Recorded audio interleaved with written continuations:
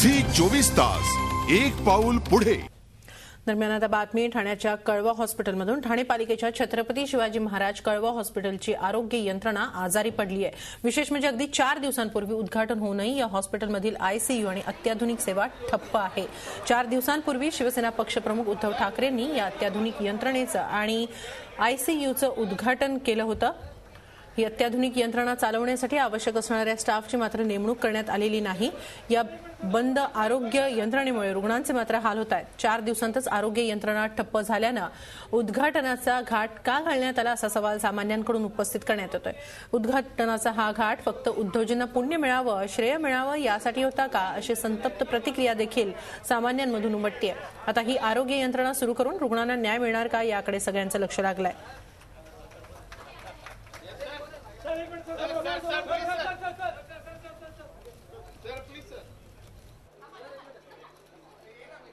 ठाणे महानगरपालिकेचं एकमेव हॉस्पिटल म्हणजे शिवाजी रुग्णालय, छत्रपती शिवाजी महाराज रुग्णालय कळवामध्ये आहे। आपण तिथे उभे आहोत। 3 दिवसापूर्वीच ह्या आयसीयू वॉर्डचं उद्घाटन उद्धव ठाकरे यांच्या हातून करण्यात आलं होतं। याच्यामध्ये 40 कॉट्स आहेत, 40 बेड्स आहेत, ते रुग्णांसाठी उपलब्ध आहेत।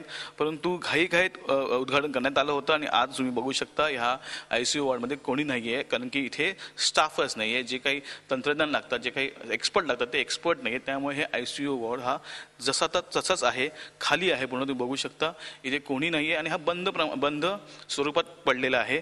एकंदरीतच ह्या गोष्टीचं श्रेय घेण्यासाठी सेनेने अनेक प्रयत्न केले आणि उद्धव ठाकरेंना उद्घाटनासाठी बोलवलं होतं व उद्घाटन करून घेतलं।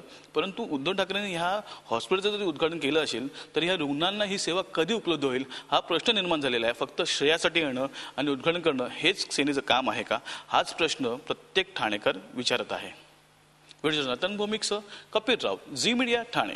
झी 24 तास एक पाऊल पुढे।